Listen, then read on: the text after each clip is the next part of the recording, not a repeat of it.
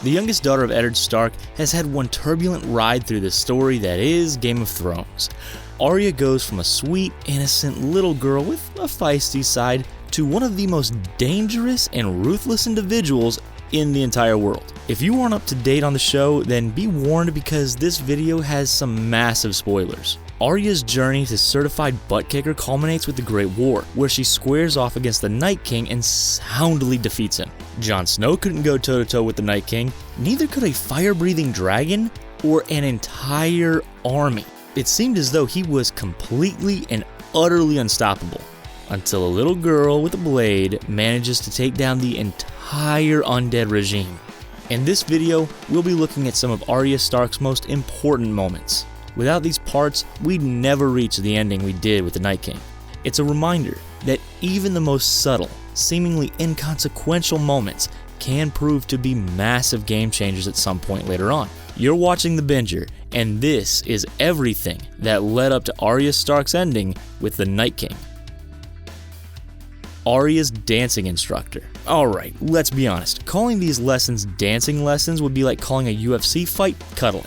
During Season 1 of Game of Thrones, Ned Stark enlists the service of Syrio Forel, the first Sword of Braavos, to teach his youngest daughter Arya in the art of sword fighting. They called them dancing lessons because a lady isn't supposed to learn hand-to-hand combat. Arya isn't just anyone though, but we'll touch on that in a moment. Perhaps the most valuable lesson that Arya learned in these lessons had nothing to do with sword fighting at all. It was Syrio who asked the young impressionable girl, "What do we say to the god of death?" Lost to find a reply, he simply continued, "Not today." He was also the first person to plant the idea of the god of death into Arya's mind, which completely shifted her mentality. This simple moment at the very beginning of the series would go unnoticed for several years before popping up again at the most opportune time. Unfortunately for Syrio Forel, he didn't make it out of Season 1 alive. Despite the fact that we didn't witness his demise, it was heavily suggested. Above all the footwork training and swordsmanship techniques, it was this lesson that would prove to be his most valuable one. During the battle of the dead versus the living, just when the situation looked as bleak as possible without a single chance of survival, Arya was reminded of this lesson. All it took was a boost of confidence to completely turn the tables around and win the battle. That's not me. As we mentioned a moment ago, Arya isn't your typical proper lady. While the royalty of Westeros are conditioned to operate a certain way, Arya certainly goes against the grain. As the daughter to Ned Stark, she was told she'd marry a high lord and rule the castle, and that her sons shall be knights and princes and lords. Sounds like a pretty patriarchal hierarchy that she wasn't down with. Arya is a warrior at heart, and she knew it. She wasn't interested in starting a family or living within high society. She wanted to break free from the norms. The real powerful moment comes during a conversation with her father, the ever-dependable Neddard, during episode 4 of Season 1. After explaining her future to her in the most convincing and loving kind of way, Arya responds with a simple, "No, that's not me." This simple yet meaningful moment immediately set Arya apart as an outsider and let us know that she wouldn't be living anything resembling an ordinary life. 8 seasons later, and she certainly hasn't. Arya comes clean. Arya's relationship with Gendry has been building for years. They go all the way back to the days of traveling to join the Night's Watch, where she had to pretend to be a boy. She even adopted the name Boy that stuck with her for several seasons. The pair quickly developed chemistry with one another, despite Gendry not knowing of her true identity. Eventually, Arya finally comes clean. Gendry realizes his new pal is a girl and calls her out on it. With her back against the wall and no other lies to try, she decides to trust her friend and tells him exactly who she is. He knew she was a girl, but he's shocked to find out that she's a highborn. He quickly recalls all the naughty language and bathroom going he's done in front of her and is appalled. It doesn't take long for the tense moment to go back to normal, with Gendry jokingly calling Arya "Milady," until she shoves him to the ground. Classic flirting. At this point, Gendry still doesn't know that he too is technically royalty, what with being the bastard son of Robert Baratheon and all. This moment would prove to be the catalyst for a long-standing relationship that would culminate right before the battle versus the living impaired. Wanting to fully become a woman before the potential end of the world, Arya enlists the services of her old pal Gendry to go out with a bang, so to speak. This is just yet another instance of Arya being a self-assured go-getter, in battle and in the bedroom. Arya and Melisandre.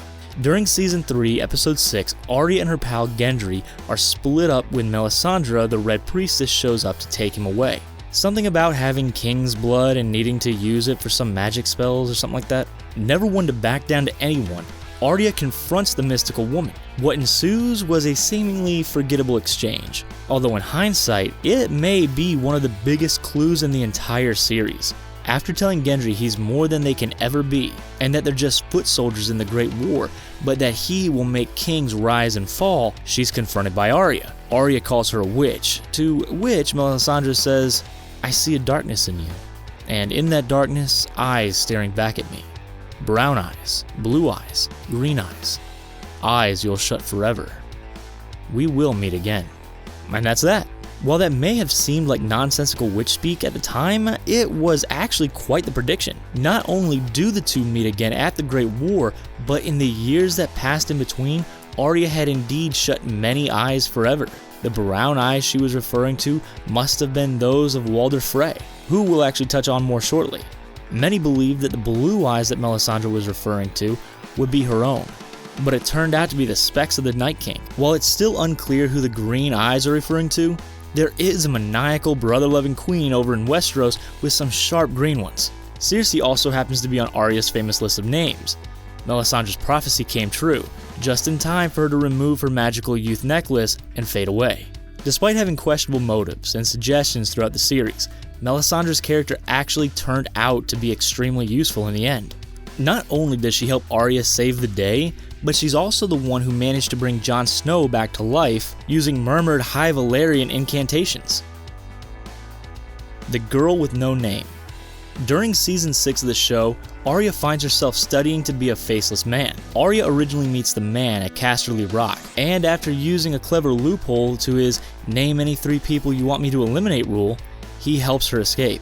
The pair end up in somewhat of a teacher-student dynamic, with the waif becoming a real pain in Arya's butt. Every time the two face off, the waif ends up victorious, almost bullying Arya the entire time. The rivalry comes to a head with an epic chase through Braavos.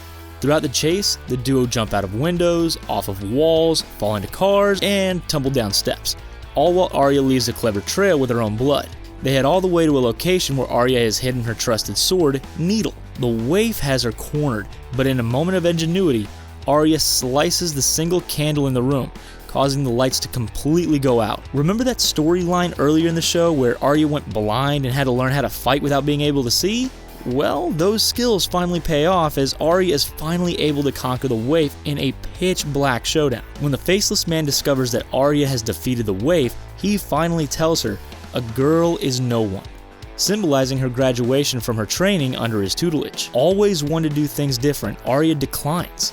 In one of her most powerful moments, Arya tells the man, "A girl is Arya Stark of Winterfell, and I'm going home." She marches out of that awful place and heads home, a much more dangerous woman than they'll ever know. This training was pivotal in Arya's evolution. She went from a curious and tough little girl to a trained assassin capable of mind-boggling espionage. Bye-bye, Walder Frey. By the finale of Season 6, the sweet, innocent girl we once knew is no more. In her place is one of the most lethal people in all of the Seven Kingdoms. This fact is never more apparent than during her confrontation with Walder Frey. Apologies in advance for some gruesome details. You may recall Frey as the man who orchestrated the infamous Red Wedding, turning on Arya's mother and brother. That's enough to get your name on Arya's list. However, Arya gets her revenge in epic fashion. First, she bakes Frey's sons into a pie and serves it to him. Then, after revealing herself, she executes him in horrific fashion. The scene is only concluded properly at the start of Season 7 when we see Walder Frey hosting a feast. Something is clearly up since we saw his untimely demise at the end of the previous season. Suddenly, following a toast, all of Frey's soldiers kneel over, clearly poisoned. Walder then removes his mask, revealing it's actually Arya utilizing her new face-swapping skills. This was a turning point for the character, as she fully transitioned into an emotionless and ruthless assassin we currently know and love. Walder Frey was also probably the brown eyes Melisandre was referring to. a gift from BRAN. When Arya and BRAN are finally reunited during Season 7 of the show, it's obvious that their journey is far from complete. BRAN had just been gifted a Valyrian dagger by Littlefinger, who always has questionable motives behind every action. This was actually the very same dagger that was used in Season 1 during an attempted assassination on BRAN. BRAN asks who the blade belongs to which Baelish responds, no. That very question is what started the War of the Five Kings. That's one important blade, which makes it all the more interesting that BRAN almost immediately regifts it to his little sister Arya upon their reunion. The exchange happens on very peculiar pretenses, and even Arya is skeptical about accepting the offering. She ultimately agrees and takes the blade. This would turn out to be a huge moment, as that's the very same Valyrian steel dagger Arya uses to attack the Night King with. Coincidentally, it's also the same blade she uses to execute Littlefinger several episodes later. I'm sure he regrets giving it to BRAN in the first place. It's almost as if BRAN had saw into the future and knew that Arya needed to possess it. How very Doctor Strange of him. Sparring with Brienne. During the very same episode where BRAN gifts the blade to Arya, we see it coming in handy already. While training against Brienne, a skilled swordswoman, who even beat the crap out of the Hound at one time, Arya shows off her newfound skills.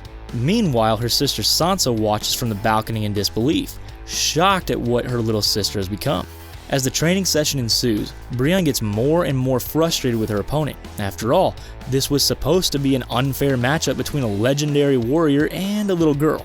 But the little girl was surprisingly holding her own. At one point, Brienne manages to knock Arya's sword, Needle, away from her. It appears as though Arya has finally been defeated after putting up a respectable fight. Never one to quit, however, Arya pulls out her newly acquired Valyrian blade and continues on in the fight. In a genius switch of the hand style move, Arya catches her blade and holds it up to Brienne's throat. Checkmate. Brienne asks, who taught you how to do this? To which Arya replies, no one. Technically, not a lie. It's interesting to see how Arya utilizes this switch hands move, as it comes in pretty handy during her showdown with the Night King later on. Defeating the Night King. During Season 6, Episode 5, Bronn and the Three-Eyed Raven warp into the past to see the children of the forest creating the Night King. When Bronn comes back to reality, he asks one of them why. It replies that they needed to do it to protect themselves because they were being slaughtered. Bronn asks who they needed protection from, to which the little gremlin responds, from you, from men, and then storms off. So the White Walkers were created as a defense against humanity. Kind of makes you wonder who the bad guys really are. Regardless of motive, the showdown between Arya and the Night King is the most climactic moment of the most climactic episode of the series. The Night King never officially made it onto Arya's iconic hit list, but he certainly earned his fate. Armed with the skills and know-how of battle, the knowledge of her past experiences, as well as the right weapon, Arya is finally ready to step up. And one of the most shocking moments in television history, the entire battle between the living and the dead, one that has been building up for years, comes to an end. Just as the Night King is about to execute her brother Bronn, Arya leaps in out of nowhere. The Night King catches her by the throat in midair, but didn't count on her switching hands trick. She drops the blade into her other hand and plunges it right into his abdomen, almost exactly where the original Children of the Forest inserted the blade all those years ago. The Night King immediately explodes into 1,000,000 shards of glass and the rest of his army dissipates.